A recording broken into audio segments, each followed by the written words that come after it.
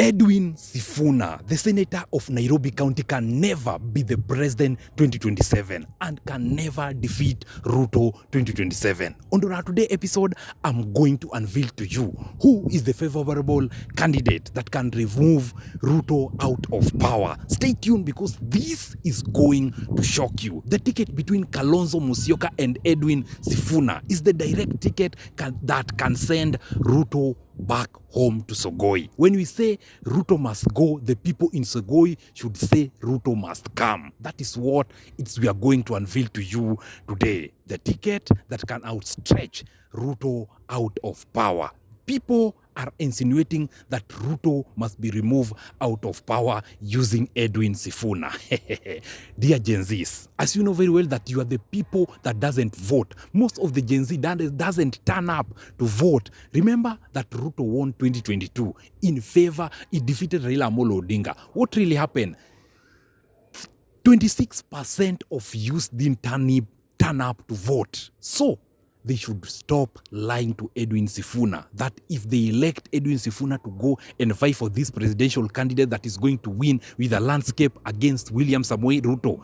We as the youth, we don't lie. We need to stand with the truth and we need to educate our fellow youth that Edwin Sifuna is a good leader. Edwin Sifuna is a leader that has got a bright future, but not for 2027. So they should stop lying to Edwin Sifuna because we as Nairobians still need him as the senator of Nairobi County. Sifuna, you still haven't finished your work as the senator. You need to put Babu Owino 2027 on tour so that he can keep on doing to Nairobians good job.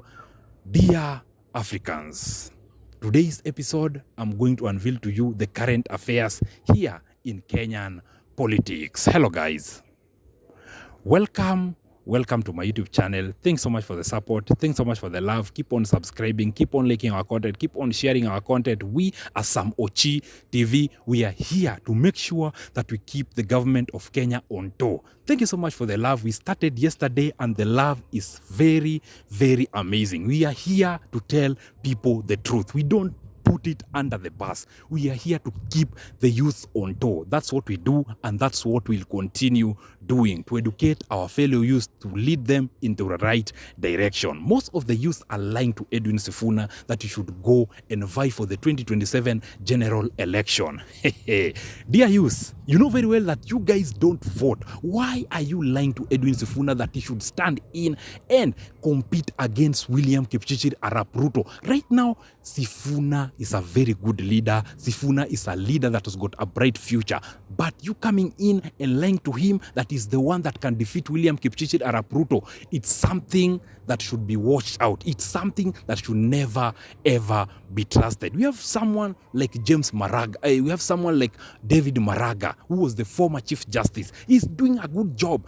He did a good job the time that he was the Chief Justice. This is the right candidate that can lead Kenya into the right direction. What will Kenya do? Kenyan cannot vote for David Maraga. We have someone like Matiang'i, who is a very good leader. What will Kenya do? Kenyan cannot vote for Matiang'i. So, let's be honest. To remove Ruto out of power is still going to be a very hard nut to crack because right now, as I'm seeing, the opposition is trembling. The DCP say that they want Rigathi Gachagua to be their presidential candidate 2027. The Wiper Party wants Kalonzo Musyoka to be their presidential candidate 2027. The Linda Mwananchi have come out and they have requested for Edwin Sifuna to be their presidential candidate 2027. And that's how Ruto is going to split us and is going to continue to rule us 2027. Because right now, as you are talking, is just 397 days and the opposition is not prepared. Remember that whatever that Ruto is doing currently on the ground, the guy is campaigning. When did Ruto remain in office to work for the public? No day. No day started this year. There is no day that we have seen the President of the Republic of Kenya is seated on his office comfortably. He's just walking. Do you think that the time that Ruto is working is just doing things for the people? No. Whatever that Ruto is doing is campaigning for the 2027. When do Kalonzo campaign? Kalonzo only campaign on Sunday during the church service. Can you compete with someone that campaigns 7 days a week while you campaign one day a week, it's going to be very hard. And that is what made Raila Amolo Odinga to lose the 2022 general election. And that's what is going to make Kalonzo Musyoka lose the 2027 general election, because he doesn't campaign. Right now, they are lying to Edwin Sifuna that he should go and fight for the presidential candidate 2027. It is not going to be easy. It is something that I know the youth are not going to vote. Trust me, the youth are not going to vote. In the essence, that the youth have decided that they are going to vote, and they have a plan of removing Ruto out of power. The ticket between Kalonzo Musyoka and Edwin Sifuna as the deputy president, that is the only ticket that can send Ruto back to Sogoi. But right now, as you are talking, to send Ruto back home by electing Edwin Sifuna as the presidential candidate 2027, it is not going to happen. Let me tell you something. Let me ask you something. If Edwin Sifuna becomes the presidential candidate 2027, who is going to deputize Edwin Sifuna? Because Babu Owino is going for the governor seat. Edwin Sifuna, this youth should stop lying to you. You are still the senator of Nairobi. 2027, we want you to be elected unopposed as the senator of Nairobi once again, so that you can put Babu on top.